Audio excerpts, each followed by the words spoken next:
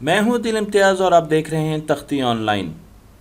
मैं आज आपको मिलवाता हूं कैथी साइक्स से, जो कि ब्रिटिश फिजिसिस्ट हैं, टीवी पर काम करती हैं और साइंस की प्रोफेसर भी हैं यूनिवर्सिटी ऑफ ब्रिस्टल में। कैथी रियलिटी शोज़ और डॉक्यूमेंट्रीज़ में भी काम करती हैं। उन्हें अमूमन मुश्किल टास्क दिए जाते हैं और बहुत सिंपल टूल्स इस्तेमाल करके उन्होंने उन टास्क को पूरा करना होता है। अक्सर सवाल इतने मुश्किल होते हैं कि वो खुद भी परेशान हो जाती हैं, इसीलिए मैं आपको उनकी कहानी का एक हिस्सा सुनाता हूँ। कुछ अरसे पहले उनको सवाल दिया गया कि आप इन सिंपल टूल्स को इस्तेमाल करते हुए ग्लेशियर की स्पीड निकालिए। हम ये जानते हैं कि दुनिया में बहुत बड़े बड़े बर्फ़ के दरिया मौजूद होते हैं, समंदर मौजूद होते हैं, जिन्हें हम ग्लेशियर्स कहते हैं। और वक्त के साथ साथ ग्लेशियर पिघलते हैं, मूव करते हैं और आहिस्ता आहिस्ता अपनी जगह बदलते रहते हैं। जिस तरीके से आप यहाँ पर तस्वीर में देख रहे हैं कि ग्लेशियर वक्त के साथ साथ अपनी पोजीशन बदल रहा है और अपनी जगह से हरकत कर रहा है। और यही कैथी का टास्क था।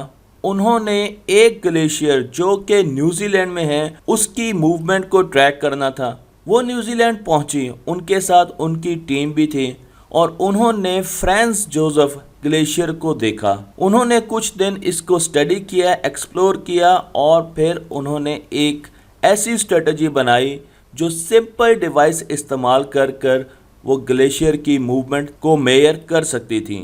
मैं आपको यहाँ पर उनकी स्ट्रेटजी बता रहा हूँ। स्क्रीन पर देखिए तो मेरे पास एक रॉक्स का बेड है। ये जो ब्राउन कलर का रॉक्स का बेड है ये अपनी जगह पर मौजूद है, मूव नहीं करता, लेकिन इसके साथ एक ग्लेशियर है जो कि आहिस्ता आहिस्ता राइट साइड पर मूव कर रहा है और मैंने इसकी मूवमेंट को ट्रैक करना है, इसकी मेजरमेंट लेनी है। तो कैथी ने एक सिंपल सा तरीका ढूंढा। उन्होंने सोचा तो सबसे पहले हम ज़मीन पर 2 फ्लैग लगाएंगे। इन फ्लैग्स के बीच में जो डिस्टेंस होगा उसको पहले ही एक्यूरेटली मेजर कर लिया जाएगा। तो मेरे पास रॉक्स पर और ज़मीन पर 2 झंडे हैं जिनके दरमियान का डिस्टेंस मैंने मालूम कर लिया है, मेजर कर लिया है। उसके बाद अगले स्टेप में मैं ग्लेशियर पर एक फ्लैग लगाऊंगा और इस फ्लैग के लगाने के बाद, क्योंकि मुझे ये डिस्टेंस तो मालूम है, मैं एक ट्रायंगल बनाऊंगा। ये ट्रायंगल तीनों फ्लैग्स को जोड़ेगा और उसके एंगल्स को मैं नोट कर लूँगा। अब मैंने इनके एंगल्स को नोट कर कर छोड़ दिया। 24 घंटों के बाद या अगले दिन जब मैं आऊँगा तो मुझे ऐसा महसूस होगा कि ये फ्लैग आगे को जा चुका है, मूव कर चुका है और अब इसकी पोजीशन इस जगह पर मौजूद है। तो मैं एक और ट्रायंगल बनाऊँगा, दोनों रॉक्स पर मौजूद फ्लैग्स को इसके साथ जोड़ूंगा। आपको इसकी लाइंस पर्पल कलर में नज़र आ रही हैं और इन एंगल्स को, नए ट्रायंगल के एंगल्स को भी मेजर कर लूँगा और अपने पास रिकॉर्ड कर लूँगा, क्योंकि अब मेरे लिए बहुत ज़्यादा आसान है इस डिस्टेंस को मेजर करना। मैं एक सिंपल ट्रिग्नोमेट्रिक रिलेशन यूज़ कर सकता हूं इस डिस्टेंस को मेजर करने के लिए। इसके लिए हमें ज़रूरत थी एक बहुत बड़े प्रोट्रैक्टर की। तो उनकी टीम ने उनको बहुत बड़े बड़े प्रोट्रैक्टर्स बना के दिए जो उन्होंने रॉक्स पर रखे। यहाँ पर मैंने आपको ग्लेशियर की तस्वीर दिखाई है। ये ग्लेशियर 2 हिस्सों में आ रहा है। अगर आप देखें तो यहाँ से भी एक ग्लेशियर आ रहा है और यहाँ से भी ग्लेशियर आ रहा है और आहिस्ता आहिस्ता ये आगे की तरफ जा रहे हैं, नीचे की तरफ जा रहे हैं। कैथी ने एक ऐसी जगह ली जहाँ पर वो ग्लेशियर को देख सकती थी और रॉक्स भी मौजूद थी। तो उसने बड़े बड़े जो प्रोट्रैक्टर्स थे वो रॉक्स पर रख दिए और एक झंडा जाकर ग्लेशियर के बीच में बड़ी एहतियात से लगाया ताकि वो इन एंगल को मेजर कर सके। और उसके बाद उसने वही ट्रायंगल दोबारा बनाया। याद रहे कि ये राइट ट्रायंगल नहीं है। और उसके बाद अगले दिन जब वो आई तो उसने देखा कि वो फ्लैग मूव कर चुका है। अब उसने प्रोट्रैक्टर के ज़रिए दोबारा एंगल्स को मेजर किया और उनके ज़रिए अपने पेज पर एक और ट्रायंगल बनाया। आपके पास वाइट कलर का ट्रायंगल है जो कि पुराने झंडे की पोजीशन को लोकेट करता है और आपके पास ब्लैक कलर का ट्रायंगल है जो कि झंडे की एक दिन की बाद की पोजीशन को लोकेट करता है। कैथी ने जो एंगल मेजर किए वो भी मैंने यहाँ पर लिख दिए हैं। तो आप देख सकते हैं कि ये एंगल जो है वाइट कलर का जो हमारे पास दो लाइन सेगमेंट्स हैं, इनके दरमियान जो एंगल है वो 67.3 डिग्री है। इसी तरीके से यहाँ पर जो एंगल है वो 44.7 डिग्री है। ब्लैक एंगल जो आपको ब्लैक लाइन के साथ एंगल मिल रहा है वो 56.1 डिग्री है, और यहाँ पर जो एंगल मिल रहा है वो 52.2 डिग्री है। और इन एंगल के साथ एक सिंपल इक्वेशन के साथ जब उन्होंने ये डिस्टेंस मेजर किया तो मेरे पास ये डिस्टेंस 3 मीटर्स आया। और उसके बाद जब उन्होंने एक दिन का अंदाज़ा लगाया तो एक दिन में उन्होंने देखा कि ग्लेशियर 1.3 मीटर पर डे उस जगह से मूव कर रहा था जहां पर उन्होंने ये एक्सपेरिमेंट किया। और रियलिटी शो के होस्ट ने उनको बताया कि जब उन्होंने सैटेलाइट्स का डेटा लिया जो कि 2 सालों का डेटा था और तमाम कैलकुलेशन सैटेलाइट के डेटे के साथ की, तो जो रिज़ल्ट आया वो ग्लेशियर की मूवमेंट का था 1 मीटर पर डे। कैथी ने 1.3 मीटर पर डे सिर्फ एक प्रोट्रैक्टर और एंगल्स की मेजरमेंट से निकाला। तो इससे आप अंदाज़ा लगा सकते हैं कि ट्रिग्नोमेट्री और एंगल्स कितने बड़े टूल्स हैं मेजरमेंट्स करने के लिए। वो मेजरमेंट्स जो हम सैटेलाइट से कर सकते हैं वो इस सिंपल प्रोट्रैक्टर से भी की जा सकती है। इसी तरीके की एक दूसरी कहानी मैं सुनाता हूँ आपको जादूगरों की। आपने बचपन में जंतर मंतर का लफ्ज़ तो सुना होगा, और अमूमन जादूगर जंतर मंतर कहते हुए एक इंसान को खरगोश में बदल देते थे।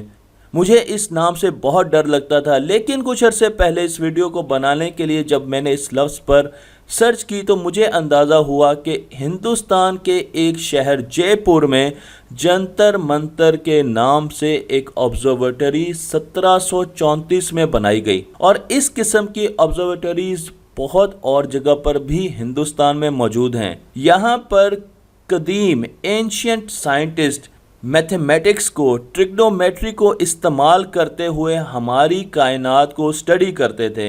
इसलिए यहाँ पर आपको बहुत से ऐसे स्ट्रक्चर्स नज़र आएंगे जो राइट ट्रायंगल्स होंगे, क्योंकि इस वक्त इंसान राइट ट्रायंगल्स में बहुत ज़्यादा इंटरेस्टेड था। मैं आपको यहाँ पर एक राइट ट्रायंगल दिखाता हूँ और इसका फ़ायदा क्या है। इंडियन एस्ट्रोनॉमर्स देखते थे कि राइट एंगल ट्रायंगल का जो सबसे बड़ा फ़ायदा है वो ये है कि आप सिंपल इस एंगल को मेजर कीजिए।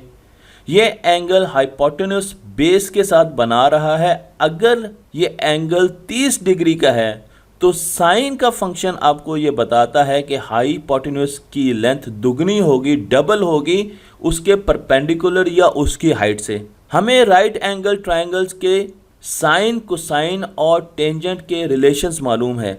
तो अगर आपने इसके बारे में डिटेल जाननी है, मैं एक कंप्लीट वीडियो इस पर बना चुका हूँ। अदील इम्तियाज़ तख्ती ऑनलाइन और ट्रिग्नोमेट्री को सर्च कीजिए, आपको एनिमेटेड वीडियोस मिल जाएंगी। लेकिन मैं आपको यहाँ पर बताता जाऊँ कि साइन ऑपोजिट या परपेंडिकुलर ओवर हाइपोटेन्यूस होता है।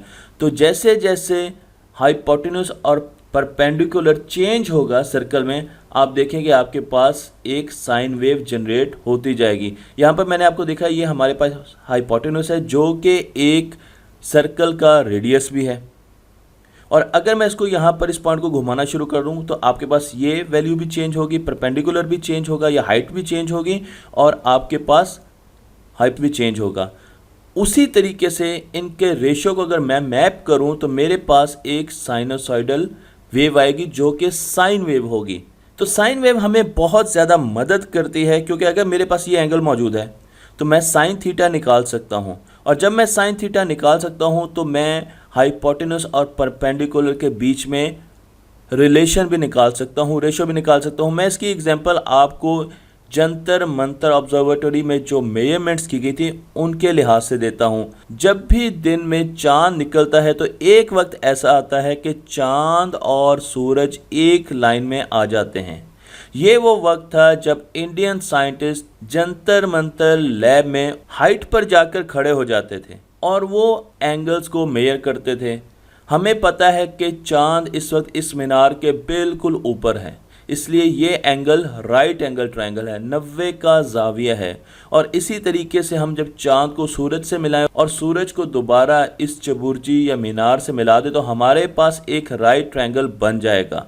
और इस राइट ट्रायंगल का जब उन्होंने एंगल मेजर किया, ये वाला एंगल मेजर किया जो कि बेस और हाइपोटेन्यूस के बीच में था, तो वो 1 डिग्री का 7वां हिस्सा था, 1/7 ऑफ अ डिग्री था, जिससे उन्होंने अंदाज़ा लगाया साइन की वैल्यूज़ के साथ कि चाँद जितना दूर हमसे है, सूरज उससे 400 गुना ज़्यादा दूरी पर मौजूद है। याद रहे कि ये साइंटिस्ट दुनिया से कभी भी बाहर नहीं गए।